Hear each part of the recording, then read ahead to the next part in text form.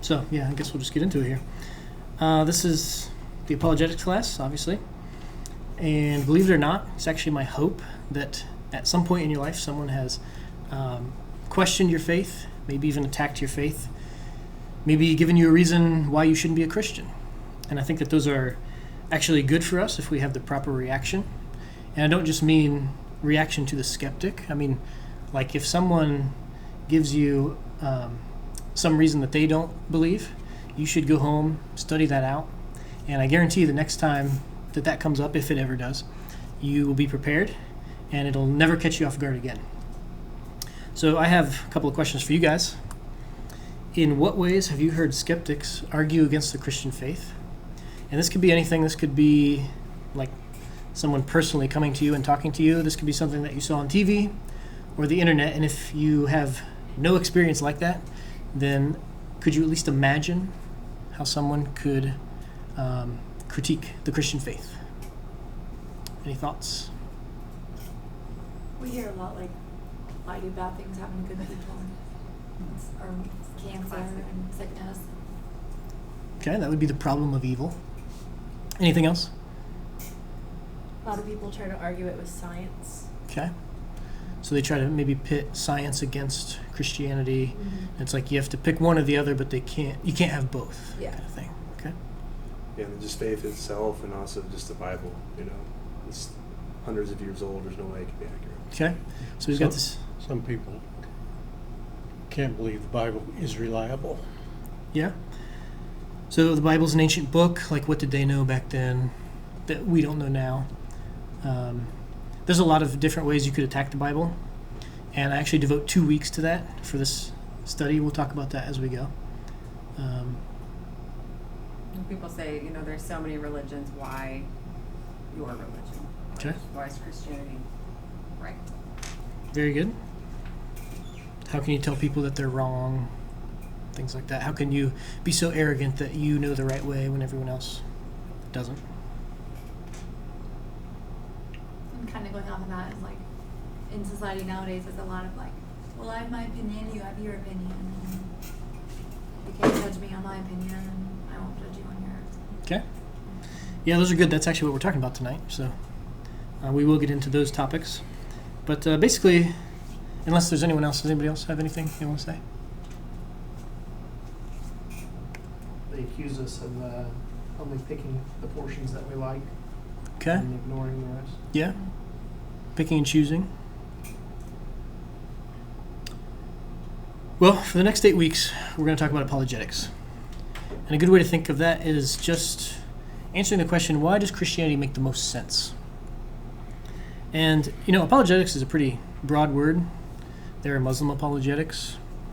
Usually when lawyers defend someone, they are technically engaging in apologetics. But this is obviously Christian apologetics. And this entire class is just going to be an introduction. I just want to kind of show you some of the things that are out there. Obviously, we could never talk about everything. And tonight's going to be a little bit different from all the other nights because this is kind of the introduction to the introduction. But basically, even though it's an introductory class, you're still going to have to stretch your mind. I can specifically remember hearing an argument from prophecy, and it took me 3 times hearing it like in a classroom setting like this, just for me to start to understand what they were talking about. It's actually what Daniel talked about, I think, 2 weeks ago. It was either last week or the week before. The prophecy from Daniel 9. But obviously, in an 8-week class, you're not going to be an expert at the end. This is just kind of a stepping off point. And to tell you the truth, I don't even consider myself an expert. The more I study this stuff, the more I realize I don't know, which I think is actually probably how learning is supposed to work. But if you want to really get into this, you need to check out the supplemental materials, and I'll put these on Edmodo. But you've got to learn from the masters. So people who actually do this for a living. And I want there to be something for everybody. Something that's really low level, but maybe something that's more complex. And then if you like to watch things, I'll put videos on there. If you like to listen to things, I'll put MP3s on there. If you like to read things, I usually put articles on there. And I do have books that you could borrow if you like. Usually people don't go for entire books, especially if they have to borrow them. And I'm even willing to study some of these things with you one-on-one or as a small group. If there's maybe something that really sticks out to you that is interesting, that's also an option. But definitely check out the supplemental materials and let me know what you think. One thing with apologetics, it's people from all backgrounds, all different denominations. And so I can't say that I agree with absolutely everything that everyone has to say. But, if you're on a certain topic and the person is reliable on that certain topic, then I'll direct you towards those things. If you don't understand anything, just ask. That's fine. Sometimes I do a poor job of explaining. And the only request that I have is when you ask a question, let's try to keep it on topic. If I'm going through the transmission of the Greek New Testament, don't wait till the end and then ask me a question about like baptism or Calvinism versus Arminianism, something like that. Let's try to stay focused. I do like those questions, but maybe for another time. And I'm going to be asking you questions as well. I like open-ended questioning strategies. So that question that I asked you about 3 minutes ago, there's no one right answer. That's not to say that every answer is right, but you could have said one of many different things to answer that question. And I'm also a big believer in providing the best and most common objections to what we talk about. I think that's a good way to prepare for what's out there. Sometimes the most common objection is not the best, as we'll see next week.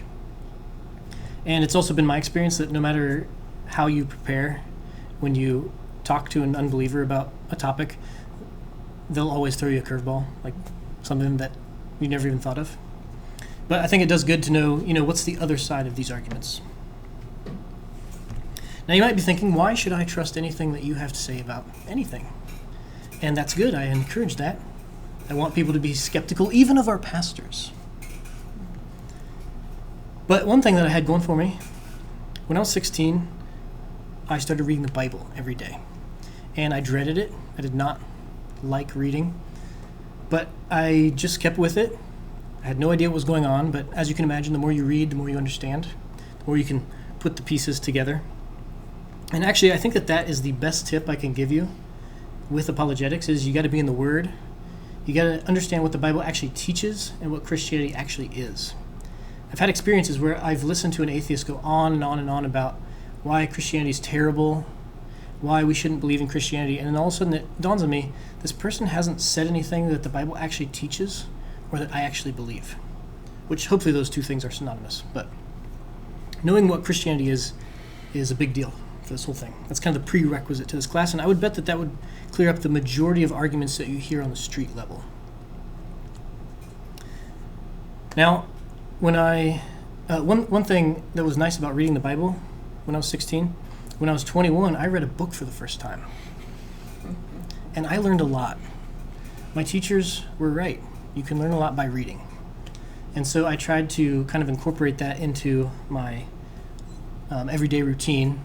Started reading the Bible, then I'd read something in kind of like the broader biblical studies, theology, missions.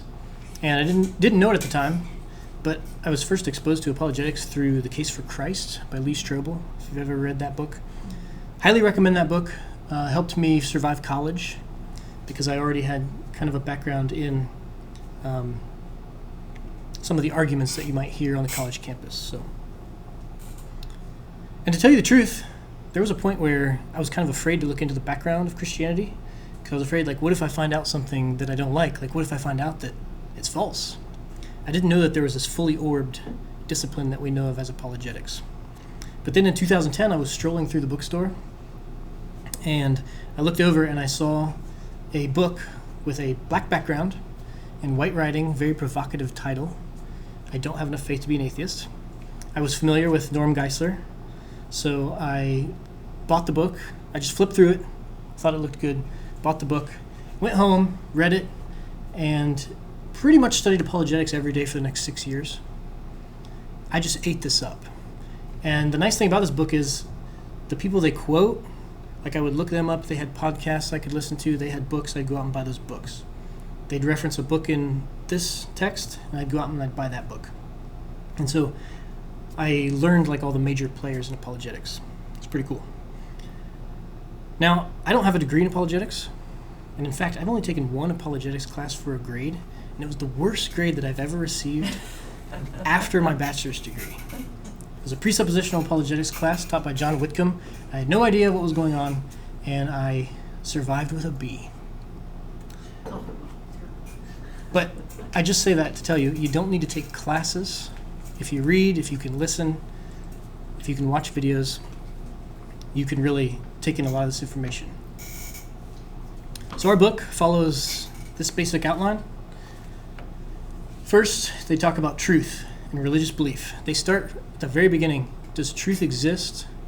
And how do you know it? Start with basically nothing. And then they move on to the argument from the beginning of the universe. This is called the cosmological argument, which we'll talk about next week. Then, once you've got the universe, there are things about the universe that seem designed, and the only explanation is that there's a designer outside the universe. Then, the third kind of natural argument that the book gives is the argument for morality.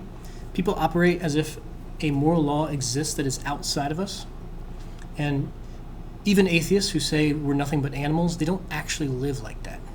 Or if they do, we call them sociopaths and we put them in prison. Then the fifth week would be miracles and faith. Why does it make sense to believe in miracles? And what is biblical faith? The sixth week is how we got the Bible. That's more of like a transmission issue. We started with the originals, and they were copied and copied and copied and copied. And have those copies been corrupted? Week 7, the Bible. How do we know that it's true? Because you could have a perfectly preserved book, but it could be full of lies. And then finally, week 8, Jesus and the resurrection. You can actually look at the resurrection and take the rules that historians use, and you can actually prove that the resurrection happened. It's pretty shocking if you've never been exposed to that. If you don't come to another class, except for one, come to number 8. Because if that one's true, then everything else follows. Now, this is actually the outline that we did last time, and I think I'm going to take out some of these and switch them out and do something a little bit different. Especially, I'm looking at number 4, number 5, and number 7.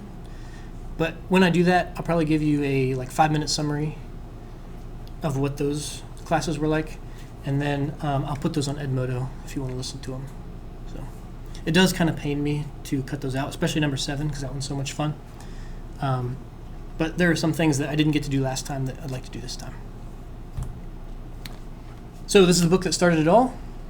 This week we will go over the introduction through chapter 2. Next week will just be chapter 3. So there was a lot of reading this week, but next week it's not quite as bad. And this is a cumulative case approach. So you shouldn't think of this as a chain where you break one link and the whole thing falls. You should think of it as pillars that are holding up kind of the apologetic enterprise. So, for example, like number 2, that hinges on the fact that the universe had a beginning. I don't know how this could happen, but let's say 30 years from now we find out that maybe the universe didn't have a beginning. That would be really strange. We would have some explaining to do, but every single one of those other ones would hold up. Not so much so with the resurrection. I mean, if the resurrection never happened, then we should just go home right now. But pretty much the other ones, even if you take out 1 or 2, everything else still holds. So now, there are a number of approaches to apologetics, and it can get really confusing. For example, there is an approach called evidentialism, and there's an approach called presuppositionalism, and those are very different approaches. But the thing that's confusing is evidentialists still take into account presuppositions, and presuppositionalists still use evidences.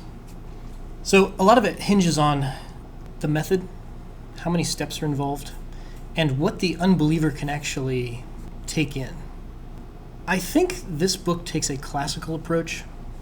Classical and evidential are very similar, but a classical approach would be a 2-step approach. You prove that a theistic God exists, and then from there you focus in on Christianity, and you show that that's the only game in town. And the only reason I say I think is because evidentialism is very similar to that, but I think this is classical. I know Norm Geisler was a classical apologist. And so some other names that you might have heard that of people that take this approach would be like William Lane Craig, he's a classical apologist, or R.C. Sproul, if you ever heard that name. He wrote a book on classical apologetics. So this is probably the most historically used method, but it's definitely not the only one that's out there. And sometimes people even mix and match. Like sometimes people will be talking and you might think it's very evidential, then they might say something that sounds more presuppositional. So it kind of gets blended, but just, I guess the entire point of me telling you that is just this is a classical approach. Prove that theism is true, then focus on Christianity. Making sense so far? So do you know what Jeff Durbin would be? He is presuppositional. Yeah. I'm almost certain. I know for a fact James White is presuppositional. And they're the same. Yeah. So, any other questions so far? So it would be nice to know, what is apologetics? So right now, tell me anything that you know or think of when you hear the word apologetics. Defending of one's faith. What's that? Defending of one's faith. The defense of the faith. Okay, very good. This could be anything. Evidence that the Bible is true. Okay. Showing that the Bible's true.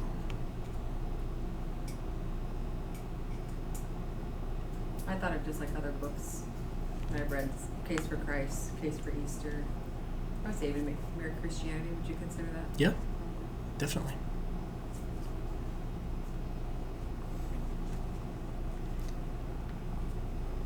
Well, one thing to clear up, apologetics is not exactly the same as evangelism. Evangelism is giving someone the gospel.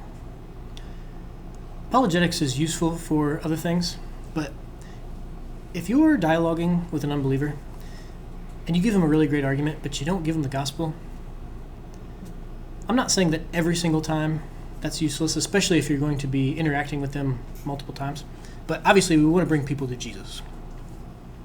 Now, usually when people hear apologetics, they focus on the fact that it's actually kind of an unfortunate name. I'm surprised nobody said this, but it sounds like you're apologizing for something. And that's kind of the big joke in every introduction to apologetics. Apologetics isn't telling people you're sorry for being a Christian. And I've heard another professor say, it's not making people you're sorry that you're a Christian either. Mm-hmm. It's not making people sorry that you're a Christian. Is that what I said? Mm-hmm. Yeah. But it's like Ryan said, apologetics is the defense of the faith. And some people are kind of shocked to find out that this goes all the way back to the beginning. Like the disciples engaged in apologetics. And there's a guy named Gary Habermas who is an expert in the historicity of the resurrection. And he says the funny thing is, the arguments that skeptics use against the resurrection today, every single one of those categories, you can find not necessarily met in the Bible, like not explained in the Bible, but you can find somebody who brought that up 2,000 years ago. So not much has actually changed in some of these disciplines, at least. And kind of the flagship verse for apologetics would be 1 Peter 3:15 and 16, which says, "But in your hearts honor Christ the Lord as holy, always being prepared to make a defense to anyone who asks you for a reason for the hope that is in you. Yet do it with gentleness and respect, having a good conscience, so that when you are slandered, those who revile your good behavior in Christ may be put to shame." And in the English, we see this 3-word phrase, make a defense. And if you were to look this up in a Greek Bible, that phrase comes from a word where the root word is apologia. And the definition of that is a verbal defense or reasoned statement or argument. So that's where the term comes from. The reason it sounds kind of strange is that it's a Greek word. Now, I mentioned that apologetics goes all the way back to the beginning, but I've heard it said that in the not-too-distant past, it was actually pretty neglected. So about 30 years ago, you could walk into a Christian bookstore and say, "Hey, what do you have on apologetics?" And you could probably count on one hand the number of resources that they would have in the store. But now, since September 11th, apologetics is everywhere. And even though you can credit September 11th as the date, it's actually not because of the Islamic terror attacks. It's because the new atheist movement reacted against those terrorist attacks. And the New Atheists said, not only are religious people wrong, but religious people are dangerous. It doesn't matter what religion you belong to. So those towers over there that fell down, that could have easily been a Hindu that drove those planes, or a Christian, Muslim, etc. So these four men on the screen are the so-called four horsemen of the New Atheist movement. And I don't want to talk about these guys too much, but that guy on the left is Richard Dawkins. He's probably the most famous atheist of our time. And if you get into the supplemental materials, they will definitely be referencing him. Ironically enough, he's not the most articulate or intelligent of the four. I think that the guy that we really need to deal with is the guy that's in black and white. That's Sam Harris. Like when he talks, obviously I think he's wrong, but he doesn't resort to like underhanded debate tactics. He's a little bit more thought out. But aside from the New Atheists, there are many other reasons to study apologetics. First off, it's biblical. I handed out a sheet to most of you last Sunday. I don't know if anybody got a chance to look at that, but there were some scripture references on there.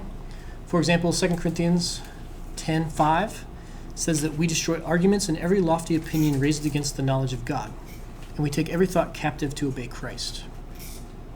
I don't think your average Christian thinks of destroying arguments as a part of the normal Christian life, and that's unfortunate.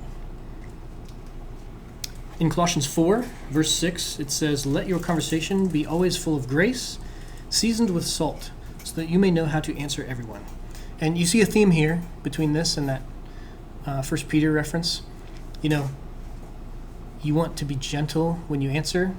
You want to be full of grace, seasoned with salt. Not always the easiest.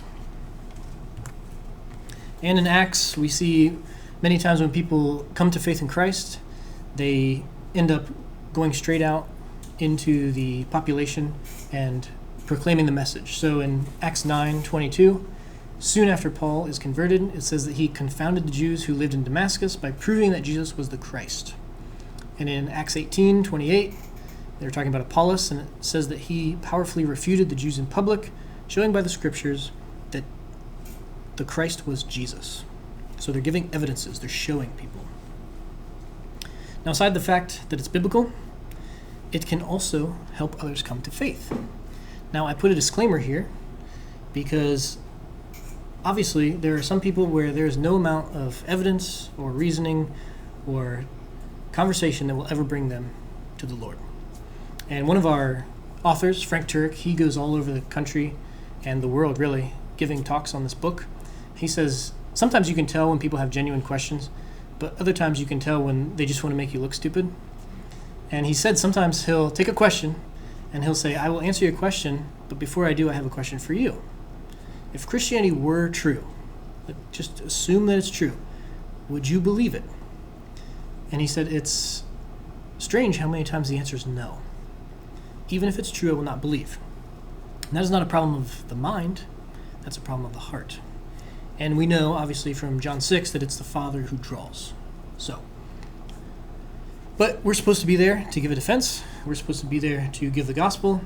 And I think if you can do those things in the right manner, in a biblical way, if you talk to 10 people in one day and none of them come to Christ, you are still 10 for 10. You have 100% success because you're doing what you're told, what you're supposed to be doing. Now, if people have genuine questions, apologetics can be good for removing obstacles. Some people are, that there's something stirring in there, and maybe God's using you to just kind of bring them along. This would also be good for our kids, sitting around the dinner table. What did you learn in school today? Even if you're just quasi-familiar with some of these arguments, I think when people, even if you can't articulate it, when people, especially kids, know that you know about it already in some capacity, they're not as shocked, they're not as terrified that the faith is wrong. Because it's like, well, Mom kind of knew about that already. I think that can be really big for our kids. I also don't think that Christians should be the only ones who doubt their faith. And I've had discussions with students And it is kind of fun to like take the skeptic and kind of, as Greg Koukl would say, put a stone in their shoe, something that they'll carry around with them throughout the day. It kind of bothers them, cause them to doubt their atheism. Apologetics is also good for strengthening the church.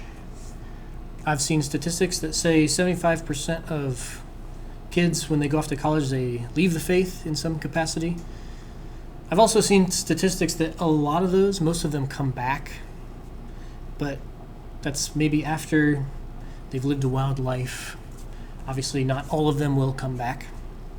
But I have had multiple experiences where either indirectly or directly, a kid will come to me and say, hey, do you remember when you used to talk about like the beginning of the universe and how we got the Bible and all that stuff? Like that really helped me when my science teacher said X, Y, and Z, or when my college professor said this, that, and the other thing.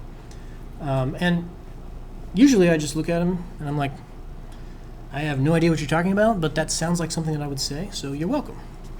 But like I said, just talking to our youth, our teenagers, apologetics can be a pretty big deal.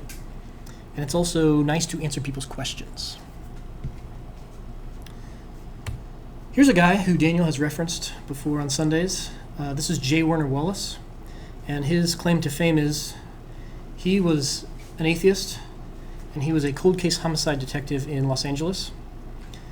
And if you ever watch Dateline, like he's on there all the time, because that's all Dateline is anymore, is cold case murders. I don't know what their fascination is with homicide, but he's been on there, I don't even know how many times. But he became a believer, and he said, I've been spending my life looking at evidence, investigating crime scenes, analyzing eyewitness testimony, and I'm going to take what I know and apply it to the Bible and see what I find. And he wrote a book, Cold Case Christianity, where he does just that, and that's a pretty good read if you're into that kind of thing. I reference him a lot in week 7, although like I said, I think I'm going to switch that week out. But if that's something that interests you, look for the old MP3 during week 7. His other claim to fame is the idea of a $1 million apologist versus a $1 apologist. And so a $1 million apologist is somebody who does this for a living, does debates, writes books.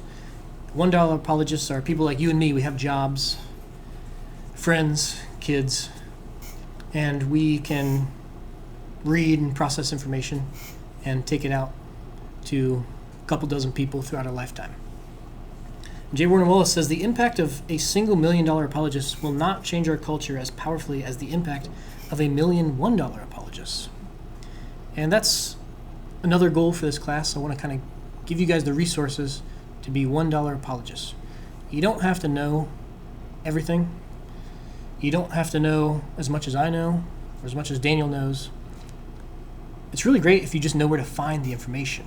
So then if somebody asks you a question, you can say, I don't know, but I'm not totally unfamiliar with that. Let me go home, study it out. I'll show you what I find. We are totally within reason to do that. Are there any questions at this point?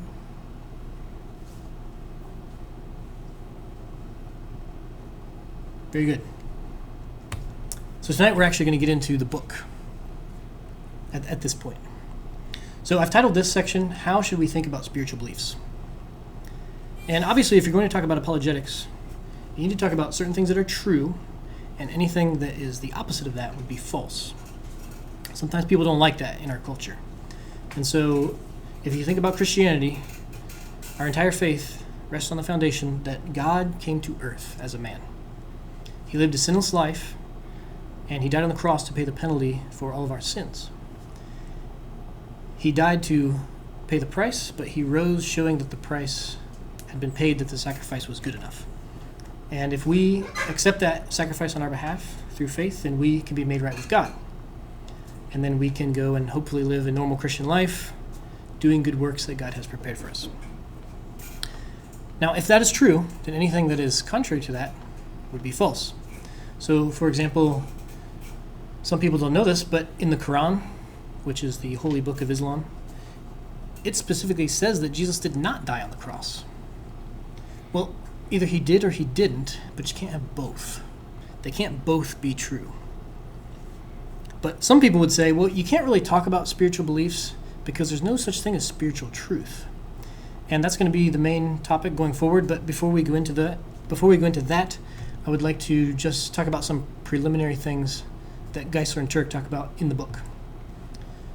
So they say that reality and life, it's like a jigsaw puzzle. We have all these pieces, and we're looking for unity in diversity. And it's like we can't see the top of the box, the puzzle box. If you could see the box, then that would help you put the picture together. And that's kind of what religion claims to do. They claim to be the top of that box. So on pages 19 and 20, the authors say, just as the pieces of a jigsaw puzzle are difficult to put together without the picture on the box top, the many diverse pieces of life make no sense without some kind of unifying big picture. Does anyone have the box top? Religions claim to. And they point out, anyone who reflects on this existence, on this experience, usually asks 5 or 6 big questions. So the first question that they point out is the question of origin. Makes sense why that would be the first one, but that is, where did we come from? And think about how you would answer all of these questions differently if you were a Christian or if you were an atheist. The second question is the question of identity. Who are we? The third is a question of meaning. Why are we here? Number 4 is the question of morality. How should we live? And notice, the should is very important. It's not how do we live, it's how should we live. And finally, question of destiny. Where are we going? Now, before you can even begin to talk about these issues, you need to establish a few things. Does truth exist? And if it does, how do you know it? And they give us something called the Roadrunner tactic to detect self-defeating statements. And they say that this will probably clear up a lot of confusion when you're talking to your atheist friends. And so the idea is, if you remember back to Saturday morning cartoons, the Roadrunner was always running away from Wile E. Coyote. And one of his tactics was he would run up to the edge of a cliff, and he would stop short, but the coyote's not paying attention, so he runs out into midair. When he realizes that he's suspended on nothing, he falls to the canyon floor below. Everybody remember this from the cartoon? Okay, good. Now, take that and apply it to ideas. Some ideas are so terrible that they defeat themselves. They stand on nothing. I actually like the analogy of sawing off the limb on which you're sitting, which not only happened in Saturday morning cartoons, but that's actually in the book as well. I guess it wasn't as catchy as the Roadrunner tactic. So a really easy example of a self-defeating statement is on the board. There are no sentences longer than 3 words. Now, let's say you magically forgot every single sentence you've ever heard in your entire life, except for this one. You would know without any evidence at all that that sentence had to be false, because it is a sentence that is longer than 3 words, arguing that there's no such thing as sentences longer than 3 words. Tracking with me so far? Now, that's an easy one. Here's an example that you might see with maybe some of your unbelieving friends. Now, this was in the handout, so I don't know if anybody looked through these to prepare. Anybody at all? Okay, maybe a few. You shouldn't tell people their views are wrong. Now, I'm not asking you to tell me, to give me evidence why that statement is false. You could say, well, Jesus told people that they were wrong and he's our example. That would be a good counter to this, but I'm saying what in the statement itself defeats the statement.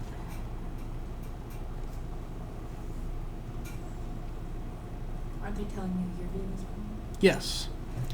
They are telling you you're wrong to say that other people's views are wrong.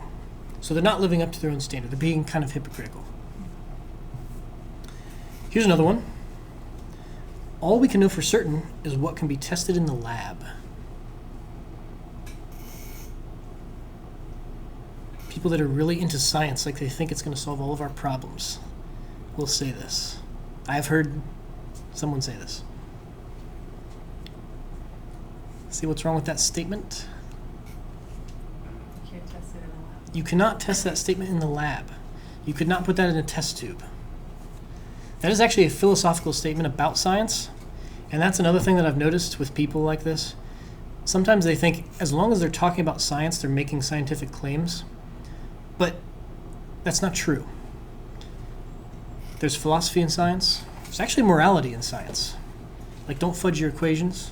Don't lie about the results. But you could never take that and test it scientifically. You're using philosophy to argue that the only way to truth is through science. But you're using a philosophical, quote-unquote, truth, because it's not true. Here's one that someone tried to use on me once. The most dangerous people are those who think they're right. See the problem there?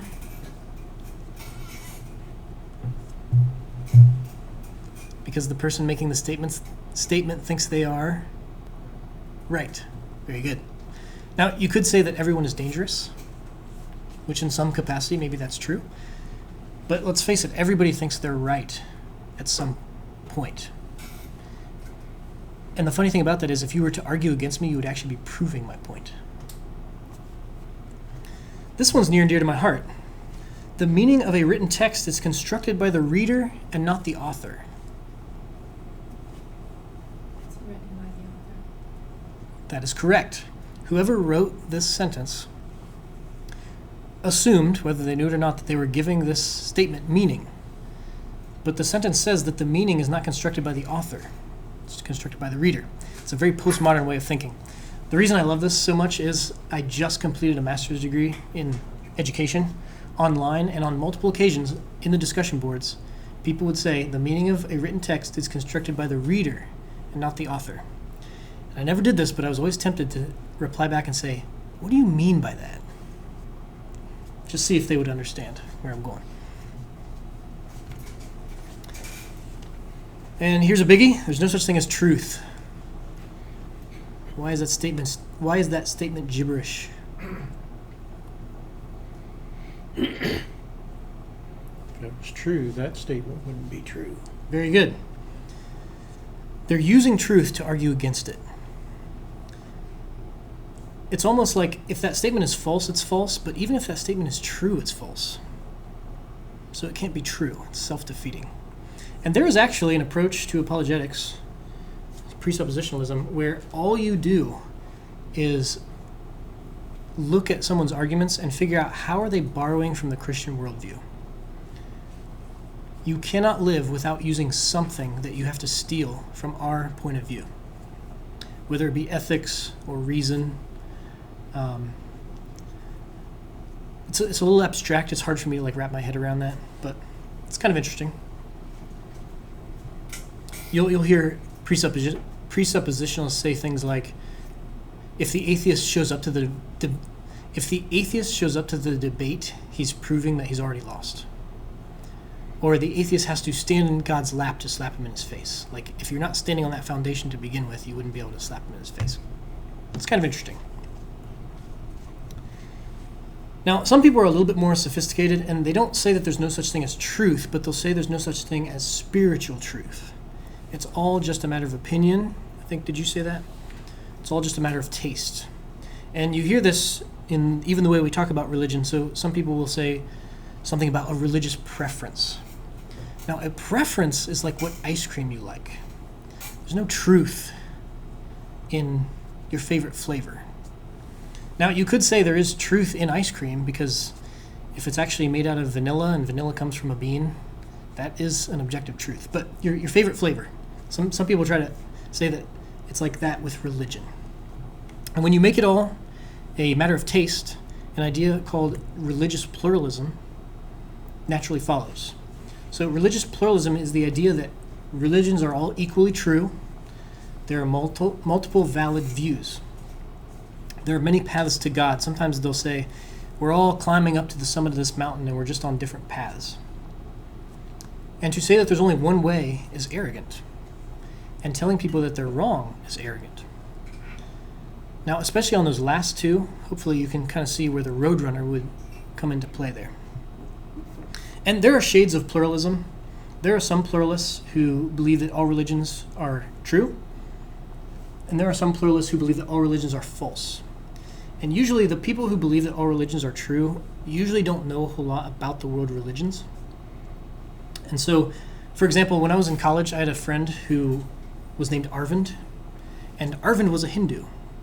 And one day we were driving around in his car and he had like a little idol on his dashboard or like a picture of a guru or something like that. And we started talking about religion. And he was like, Chris, because that's what he would call me. He was like, he'd put a D in my name, Chris. When you really boil down all these religions, like, they're all teaching the same thing. And even though I'm a Hindu and you're a Christian, like, we worship the same God. And, you know, in the end, we're all going to find that picture of heaven. I turned to him and I was like, well, that's pretty strange. Because if that's true, why did Jesus say, I'm the way, the truth, and the life?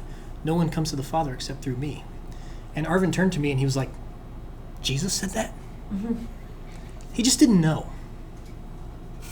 And so he had this idea of like what all the other religions said.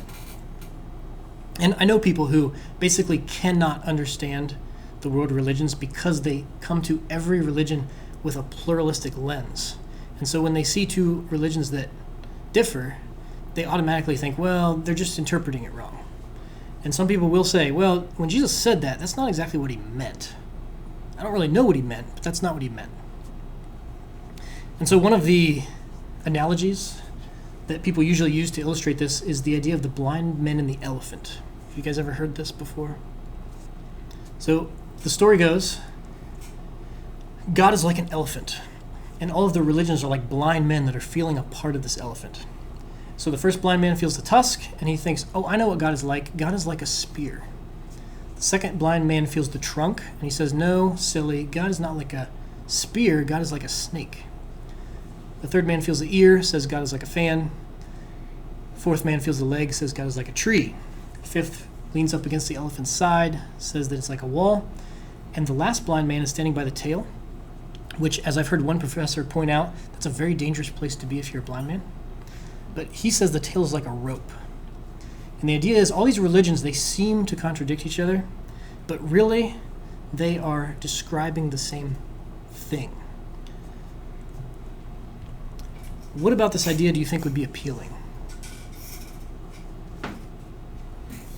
You know, if it was real, there could be peace, you know. Okay. Could have a common ground. Very good. I have heard someone say, we need to take this view because if we did, we would not have any more religious wars. Now that might be true, but on the one hand, I think that the idea of religious wars gets a little more mileage than it should. I know if you look into the claims of the new atheists, they say all religions are violent, and Christianity is no exception, which, I mean, if you look through history, that's true. But you need to differentiate between the actions of the people and what the scriptures actually teach. You also have to take into account that not everybody's a Christian. But it's also interesting because the example that a lot of times they'll use is the conflict in Northern Ireland. And yes, the majority of the people on one side are Protestant, the majority of the people on the other side are Catholic, but that's not a religious war. It's a political, national war. And I know when my wife and I were on our honeymoon, we went to Thailand, and Muslims and Buddhists were killing each other. Now, I thought Buddhists were supposed to be peaceful. What are these Buddhists doing killing people for their religion, right? But they weren't killing them because they were Muslims. They were killing them because they were fighting over land. So that religious war thing, you got to be careful with that. There have been a lot of terrible things done by people who claim to be Christians. I'm not denying that. But just be on your guard with the new atheists. But that is exactly what I have in my notes, first one on the list. Anything else? Kind of implies that if you just open yourself up to all of them, you can maybe get the whole picture eventually. And, like, spend a little time as a Buddhist, and a little time as a Muslim, Christian. Yeah. Maybe you'll get all of them eventually. Yep. That's called like the dinner buffet approach to religion. You just take a little bit of this, a little bit of that, synthesize it together. I think what's appealing about it too is everybody can say they're partially right, so nobody's wrong. So it's kind of like that mindset a lot of people have today. Like they go, well, I can have my own opinion and you can have your own opinion, and we can all agree that it can all fit together. Yep. So everyone's partially right, at least partially right. I think the other side of the coin would be you don't need to tell people they're wrong. Like that's kind of a no-no in our culture.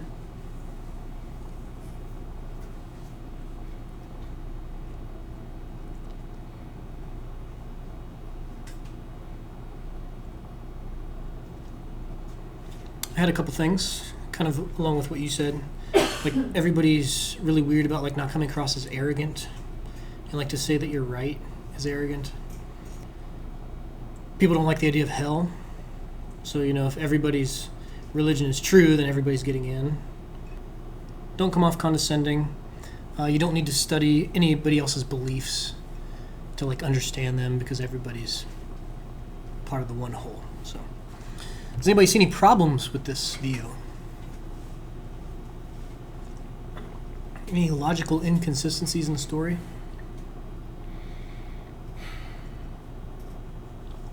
Assuming that you can take one piece of information and extrapolate it so far out to find truth that it's just a ridiculous concept on its face. Right. If you can't read one page of this and understand the whole thing, you have to have the whole perspective in order to understand. Right. Nobody sees the whole picture.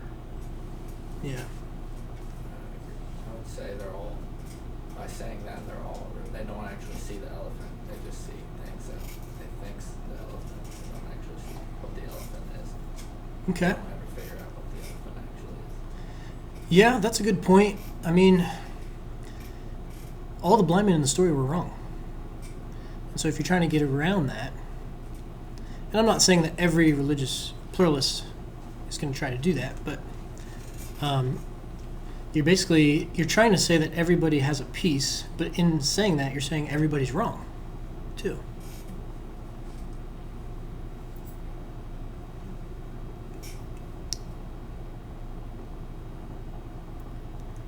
A couple problems that I came up with. First one's in the book. This is just an analogy. It doesn't prove anything. If pluralism is the right view, this is a great way to explain it, but this isn't a way that you figure out whether or not pluralism is the right way to think. Also, someone in the story isn't blind. It's not just the elephant. Who is not blind in the story? Person watching the people touch the elephant. The person watching, yes. So somehow the pluralist gets out of being a blind man. So the pluralist is actually the one that has the right view in this analogy. So just to kind of expose you to some of the things that are out there, I have a really short video of a guy explaining how this view does not live up to its own expectations. Welcome to the 1 Minute Apologist. 1 Minute Apologist. If you had 1 minute to be able to unpack for the audience, we interview the world's leading apologists to provide credible answers to curious questions. How are religious pluralists particularists? Well, ironically, religious pluralists actually affirm a very narrow point of view themselves. They say that no particular religion is true and that religious pluralism is true. Now, the vast majority of the world's peoples hold to religious particularism. The number of religious pluralists in the world is a tiny minority of mankind. And yet, these religious pluralists say the vast majority of mankind are wrong, and we religious pluralists alone have seen through the charade and see the truth. So they're actually making a very narrow, exclusive claim about the particular truth of religious pluralism.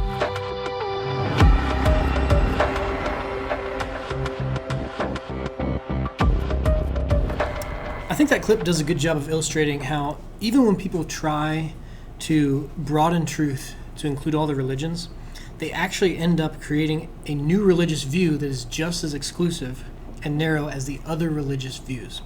There's no way around that. I remember after 9/11, this story was being told a lot. And even as a teenager that didn't know anything, I remember thinking, this analogy is kind of strange, because if it's all one God, how come the various parts are against each other? And I don't just mean like the people. Like, let's say the trunk is Christianity. Why does the trunk say, I'm the way, the truth, and the life. No one comes to the elephant but through me? And then, I didn't know this at the time, but let's say Islam is the tusk. In Islam, there is a doctrine known as shirk. And it's the unforgivable sin. If you die with shirk on your account, you will go to hell. And shirk is just basically ascribing partners to Allah or putting someone on Allah's level. Now, guess what Muslims think of the fact that we call Jesus God's son? It's the sin of shirk. So, isn't it strange? In Christianity, you believe in Jesus to go to heaven, but on Islam, you believe in Jesus, you go to hell. And that's not even getting into the fact that Jesus is like the second person of the Trinity. I mean, geez, that'd make their heads explode. You've also got other problems. Like I said before, it's hard to understand world religions if you take this approach, because Buddhism was a reaction against Hinduism. And so why is one part of the God reacting against another part? What about the atheists? Like, God reveals himself to an atheist, I don't exist. Seems strange. I have a book on my shelf that is about tribal missions. And there's a story in this book where these tribal men down in Venezuela and Brazil, like, they've never seen civilization. They've never seen water so broad that they couldn't see across. Like, when they saw that for the first time, they were terrified. Like, just a secluded tribe. And then these missionaries come, give them the gospel, and they just cannot wrap their heads around it because they follow spirits. And their spirits, like, tell them to do things. They do these hallucinogenic drugs, and the spirits tell them to do things. And these guys are sitting in their hammocks saying, how can this be? Like, we've never even thought of this. Like, forgiveness. A God that would come and save us. And they literally say the reason we murder, rape, and steal is because that's what our spirits told us to do. Like, that was part of their religion. I don't think there's a lot of Western pluralists who are ready to say, like, okay, well, that religion has got it right, Like I said, the more you study world religions, the least likely you'll be a pluralist who thinks that all religions are true. If you only remember one thing, just remember this.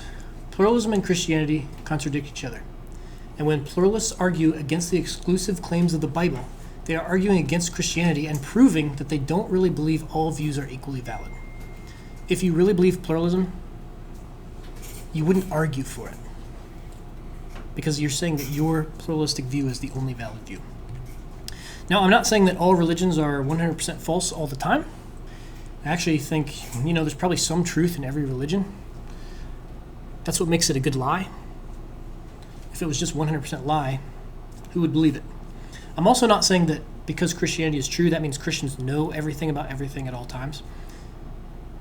Nobody has the whole picture, but that actually fits very well into our view because we believe there's only one man who actually had the whole picture. That was Jesus, who was sinless. We're fallen, utterly sinful. Now, I put some of these arguments to a woman one time. She wasn't a pluralist. She was an inclusivist, which is like a little bit different, but very similar. And she just thought I was so arrogant to think that Christianity was the only way. And she said, how can you even know that Christianity is true? Have you examined all of the thousands of religions in the world, proved every single one of them wrong, and concluded that Christianity is the only way? And I didn't know what to say about that. But I went and I just kind of thought about it for a little bit. I didn't get mad, didn't doubt, I didn't leave the faith and throw my hands up. I just said, how would you answer a question like that? And I came up with a little illustration of my own. When you have trouble with your car, does your mechanic remove all of your car's 30,000 parts until he finds the problem? He does not, if you didn't know. The reason for that is things can be categorized. If your mechanic turns the key and it doesn't turn over, he's just wiped away thousands of things that it could have been. And you can actually take this approach with religious views. So most, if not all, religious views can be boiled down into three major categories: atheism, pantheism, and theism. And we're going to revisit this in the next 2 weeks. And in the teaching on the moral argument, this comes up again. So what is atheism? Atheism is the idea that there's no God. The physical world is all that exists. And so examples of this would be Old and New atheism. Agnosticism is the idea that God might exist, but you could never know it. I've known some agnostics in my day, but it's been my experience that most agnostics, at least the ones that I've known, they just thought it was nice to say agnostic rather than atheist, when in fact they were atheists.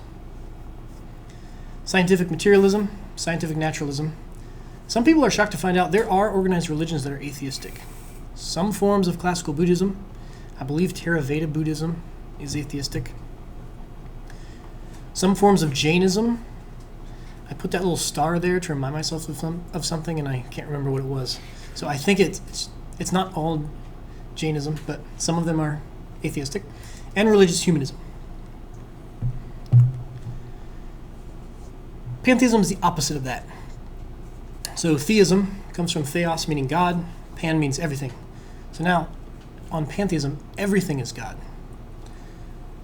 So like the clouds, the trees, the rocks, the rainstorm, Hitler was God, Martin Luther King, you, me, and Oprah are all God. Forms of this would be Advaita Vedanta Hinduism. If you ever heard of Deepak Chopra, he's one of Oprah's gurus. I believe this is what Gandhi held to, was Advaita Vedanta Hinduism. The New Age, they were influenced by the Eastern mystics, so that makes sense. Transcendental meditation, Taoism, Zen, and panentheism, which is the idea that God is in everything. It's just a form of pantheism. Theism is the idea that there is a God who creates. God is not part of the creation. God did not take a piece of himself to make the creation. He's separate. The big three are Christianity, Judaism, and Islam. There's also deism, which is the idea that God made everything, but then took a step back. He doesn't care about us. He's not watching us. No heaven and hell. There's problems with that view, which we'll talk about. Other than that, I don't know of a whole lot of theistic religions. I think this is the minority view. But Zoroastrianism, I'm sure you guys have a lot of Zoroastrian friends, right? I knew a girl one time who said she knew a guy who claimed to be into this. Who knows? If there are any Queen fans in the house, the lead singer from Queen, his parents were into Zoroastrianism. Other than that, I don't know anybody. There is a theistic version of Hinduism. I believe it's called the Bhakti school. The reason this is important is, next week, we're going to talk about one argument. It's going to be an argument that doesn't prove Christianity, but it proves that if this argument is true, theism is the only one of those three that makes sense. So you've just wiped away all of the atheistic views and all of the pantheistic views. In the book, they do that 3 times with 3 different arguments. Then once you've established theism, they don't go through all the theistic religions. They just focus on Christianity.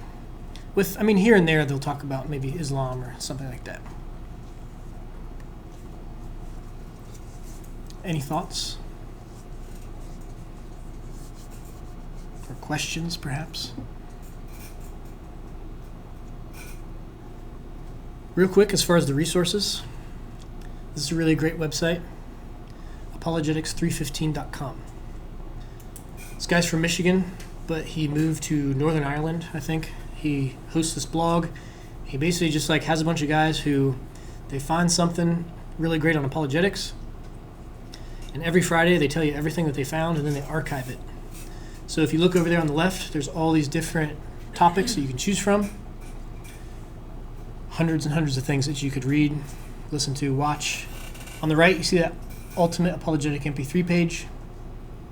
That's a good resource if you like listening to things. Just people from all walks of life. Even when they talk about abortion, there's some Catholics in there. I know of one guy that people tend to cite in favor of our view who is not a Christian. He's an embryologist. He's a Moonie. He's a follower of some young moon. So it's not just Christians, but the vast, vast majority of these guys are Christians from all different denominations. I'll put a video in a folder titled Resources. This is a pretty quick one. This is Frank Turek. He talks about the Roadrunner tactic, truth, self-defeating statements, etc. But a lot of good information. If you want something a little longer, Greg Koukl does a teaching called The Intolerance of Tolerance. This is one of my favorite teachings of all time. Sometimes when I'm bored, I just pop this in. Probably listen to it like half a dozen times. And he just kind of shows how like the self-defeating statement type thing, but he also covers a lot of cultural issues, like how the culture uses like tolerance and inclusivism to actually like bludgeon people. Finally, Ravi Zacharias. I tried to name one of my kids after this guy. My wife said no, unfortunately, but he's a big name in apologetics. Is faith delusional? But that's a really great. That's also one of my favorite apologetic talks. The Intolerance of Tolerance is also on iTunes. You can just download it as a podcast. Just search Biola, and I think To Everyone an Answer is the album that it's on. Really great website. I use some of his MP3s for like the pluralism talk. I actually used to work with this guy. So it's kind of one of those $1 apologist stories, although he has published some books. And now he just works for church. There's an entire apologetics class in that little space on the right that says audio MP3. Also a nice article. If your kids are someday shocked by the claims of skeptics, you didn't do your job. This lady was a housewife, wasn't really into Christianity, but she had kids. They started going to church, and she was like, hey, this might be real, actually. So then she started a blog, like a parenting blog, and she got so much flack from atheists because she was a Christian.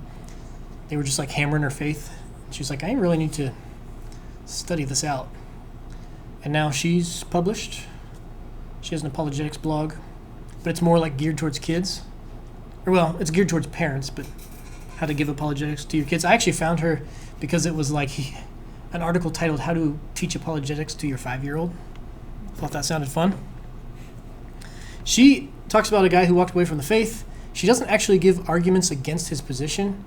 She just talks about how he brought up all the old tired arguments, and she was kind of shocked at her reaction because it was almost just like she yawned. It was like a mental yawn because it's like, this is all stuff that I know about. There's nothing new here. Like, give me something good. So that can be helpful. And finally, there's a website from England called bethinking.org, another great website for things to read, listen to, and watch. A little article. It has an estimated reading time of 4 minutes, so nice and short, called True for You But Not for Me by Paul Koukl. It's that idea of truth and kind of the slogans that we hear in our culture.